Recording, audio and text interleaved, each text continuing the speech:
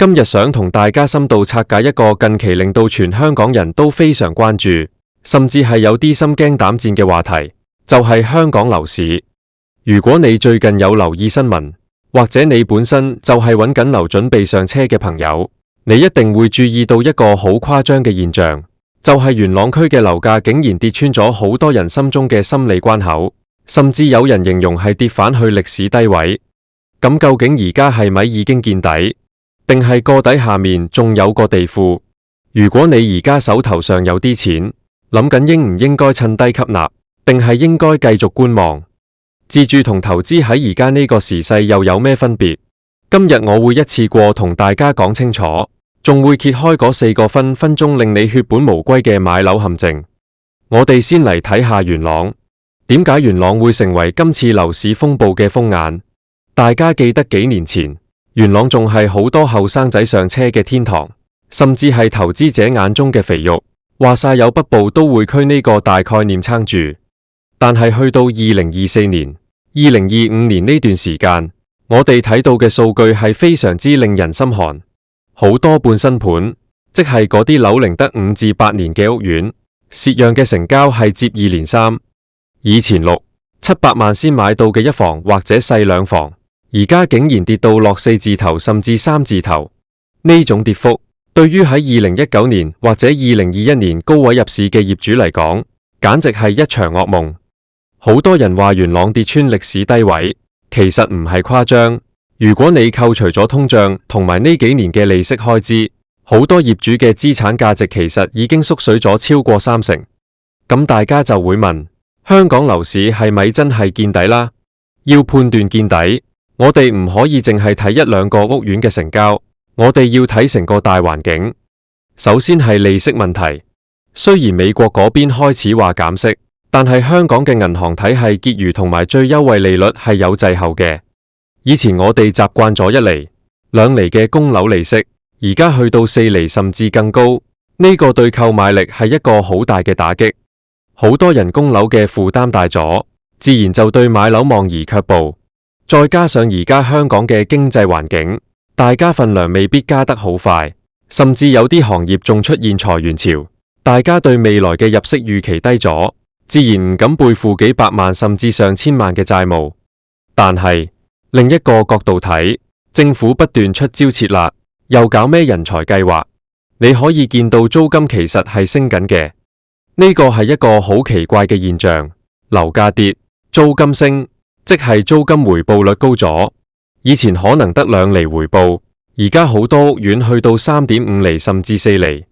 當租金回報高過銀行定期利息嘅時候，理論上投資價值就會返嚟。但係問題係，大家對資本增值呢樣嘢失去咗信心。以前買樓係覺得佢會升，而家買樓係驚佢聽日又跌多5%。所以所謂嘅見底，其實更多係心理上嘅博弈。我覺得目前仲未係絕對嘅底部，因為市場仲有好多供應。單單係元朗同啟德呢啲重災區，未來幾年仲有大量新盤要推，發展商為咗去貨，一定會繼續劈價。當新樓仲平過二手樓嘅時候，二手樓價點可能唔繼續跌？咁講到呢度，仲值唔值得上車？呢個問題我要分開自住同投資嚟講。如果你係諗住自住，而你份工又好穩定，而家其實係一個好嘅揀樓時機。點解？因為以前係業主大晒，你睇樓可能得15分鐘，仲要同幾個人爭。而家係買家市場，你可以慢慢睇，慢慢揀，甚至可以大膽開價。如果你遇到一個真係好鍾意，交通方便，配套成熟嘅單位，而你又打算住夠10年8年，咁其實短期嘅樓價波動對你影響唔大，因為你始終要揾地方住，租樓嘅錢其實都係幫人供樓。但係大前提係，你一定要計清楚自己嘅供款能力，千祈唔好借到最盡。但係如果你係諗住投資，我就會勸你三思。以前買樓收租加埋升值係最穩陣嘅投資，但而家呢套邏輯已經行唔通。你計下數，如果你放幾百萬入銀行做定期，都有3、4厘利息，仲要係零風險，隨時可以拎返舊錢出嚟。但係買樓呢，你要俾印花稅，要俾經紀佣金，要裝修，仲要驚遇到租霸，最緊要係流動性極低。當你想賣樓套現嘅時候，可能要劈價幾十萬先有人接手。所以如果係純投資，而家嘅風險回報率其實唔係咁吸引，除非你係非常有錢，諗住趁而家大平賣去收購一啲優質嘅核心地段物業做長線收租，否則散戶入市投資真係要好小心。跟住我想重點講下，喺而家呢種市況下，大家最容易踩入去嘅4大買樓陷阱。呢4個陷阱，如果你唔知，分分鐘會令你由買樓變咗買難受。第一個陷阱就係發展商嘅高成數按揭同優惠，好多新盤為咗吸客，會搞好多財技，例如咩呼吸波，即係話你唔使做壓力測試，發展商直接借錢俾你，頭2、3年供好少，或者免息免供。好多後生仔覺得話幾十萬首期就可以做業主，好正。但係你要諗清楚，呢啲貸款嘅優惠期一過之後嘅利息通常會高得好離譜。到時如果你轉唔返去傳統銀行做按揭，你就要供貴利息。萬一到時樓價跌咗，你件貨變咗負資產，銀行唔肯批轉按，你就真係進退兩難。到時你要麼就夾硬供貴利，要麼就要抬錢贖樓，呢個係好多買新樓人士嘅致命傷。第二個陷阱就係過分迷信基建同未來發展。好多人買元朗或者屯門，係因為聽咗地產經紀講，話未來有北部都會區，有洪水橋發展區，未來會有鐵路去到前海。聽落去好宏大，但你要記得，基建係需要時間嘅，好多計劃可能係10年、20年之後嘅事。喺呢段時間入面，可能政經環境已經變晒。如果你係買一個未來，而家嘅價錢已經反映咗嗰個未來嘅一半，咁你就好大機會買貴咗。加上而家政府財政赤字，基建工程係咪真係可以如期撥款、如期落成？呢個係一個好大嘅問號。如果你買咗一啲偏遠地區，諗住等鐵路通車，結果等咗10年都係得個吉，你嘅生活質素同物業價值都會受到好大打擊。第三個陷阱就係忽略咗隱形開支同管理費。而家好多新盤嘅管理費貴得好驚人，每尺4、5蚊甚至6蚊都係閒事。如果你買個500尺嘅單位，一個月管理費就要3000蚊。呢3000蚊係無論你住唔住都要俾，而且仲會隨住通脹升。對於自住人士嚟講，呢個係一筆好重嘅負擔。如果你係買舊樓，雖然管理費平啲，但你要考慮大廈維修。如果你入市之後，大廈突然話要搞大維修，每戶要夾幾十萬，咁你個預算就會即刻爆晒。好多人買樓只係睇首期同埋每月供款，完全忽略咗呢啲維修基金同日常雜費。第四個陷阱，亦都係最心理化嘅陷阱，就係貪平買咗劣質貨。而家市場上跌得最勁嘅，通常係一啲先天缺陷嘅單位，例如係納米樓、冇景觀嘅低層單位，或者係地點極唔方便嘅屋苑。你見佢平，覺得跌咗咁多，抵買啦。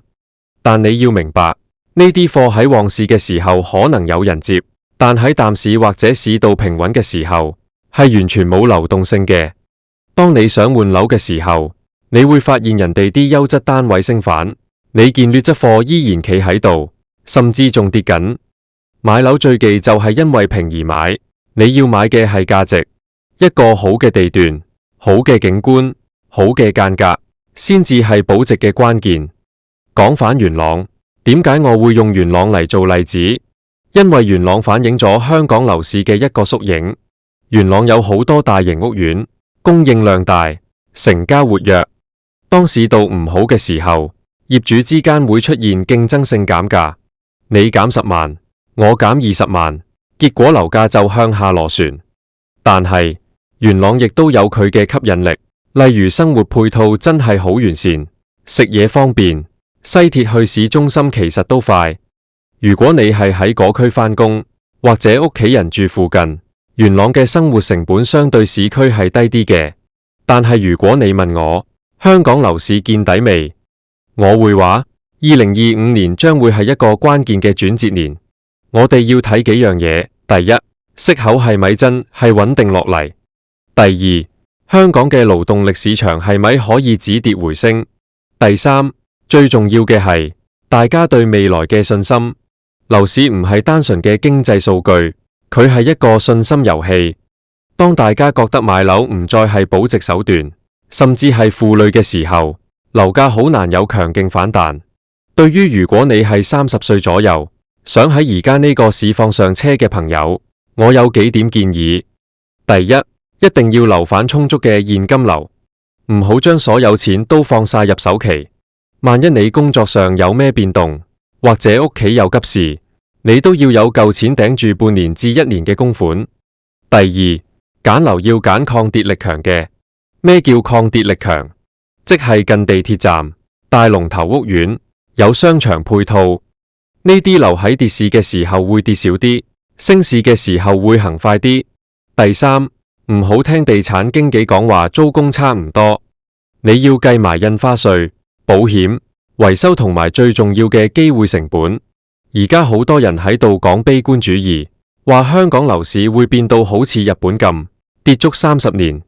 我覺得又未必會咁極端，因為香港始終係一個土地供應有限嘅地方。但係我哋要接受一個現實，就是以前仲隨便買一間樓，幾年就翻1倍嘅時代已經徹底過去咗。未來嘅樓市會變得好兩極化，好嘅物業會繼續有人爭，差嘅物業會慢慢變成負資產或者係死貨。如果你係50歲或者60歲，諗住買層樓收租退休嘅，我就更加建議你慎重，因為你呢個年紀承受風險嘅能力低咗。如果你將退休金全部放落物業，萬一樓價再跌20%，你嘅退休計劃就會大打折扣。反而分散投資喺啲高息股、債券或者年金，可能更加適合你。總括嚟講，元朗跌穿歷史低位係一個信號，話俾我哋聽市場嘅調整係玩真嘅，唔係小打小鬧。香港樓市見唔見底，唔係由某個專家講咗算，係由市場每一單成交堆砌出嚟嘅。如果你係自住，你要問自己，我係咪真係需要呢個空間？我係咪負擔得起？如果答案係肯定的，咁你可以喺2025年慢慢物色好貨。但如果你係諗住投機或者短線獲利，咁我建議你都係去睇下其他投資工具啦。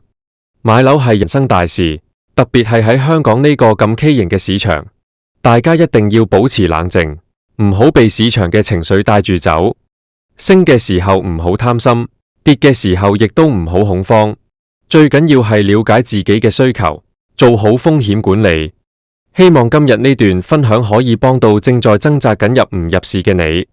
如果你覺得呢段內容對你有幫助，記得幫我點個讚，分享俾你身邊想買樓嘅朋友。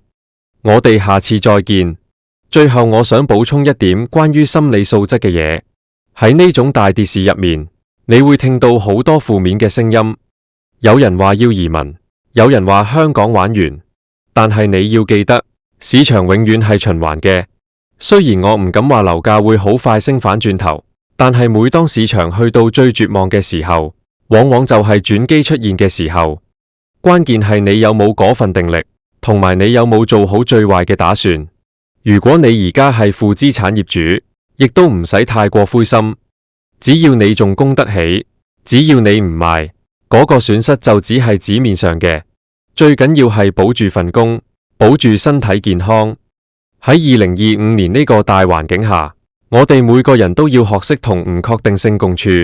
買樓唔再係唯一嘅出路，但佢依然係好多人追求安穩生活嘅一個象徵。無論你最後決定係買定唔買，最緊要係你要明白個遊戲規則係點樣玩，唔好盲目跟風，要用數據說話，要用理性去判斷。講到呢度，我諗大家都對元朗樓市同埋成個香港大局有個初步嘅了解。記住嗰4大陷阱：發展商財技、基建空頭支票、隱形開支同埋劣質貨，一定要避開。如果你能夠避開呢幾樣嘢，你嘅買樓之路已經成功咗一半。好啦，今日嘅長篇大論就到呢度。如果你對邊個屋苑有興趣，或者有啲咩買樓嘅血淚史想分享，歡迎喺下面留言區同我交流，我會盡量覆大家。祝大家喺呢個動盪嘅市況入面，都可以揾到屬於自己嘅安樂窩，或者係揾到最適合自己嘅投資之道。我哋下次再傾，拜拜。